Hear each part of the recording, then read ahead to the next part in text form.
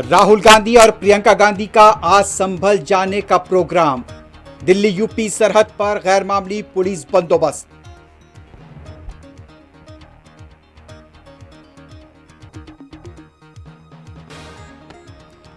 उत्तर प्रदेश के संभल की जामे मस्जिद के आसपास पुलिस की चौकसी बरकरार, हालात पुरअमन।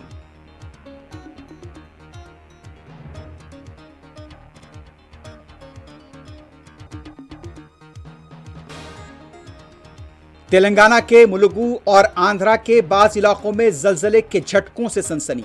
अवाम घरों से निकल आए, बाज मकानात को नुकसान होने की इत्तला।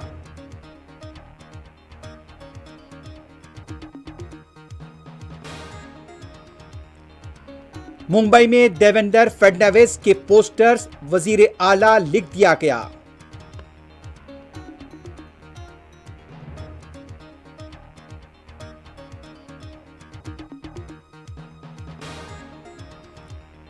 पंजाब के साबिक वजीर आला सुखबीर बादल और साबिक एमपी दिंसा की सजा का आज दूसरा दिन।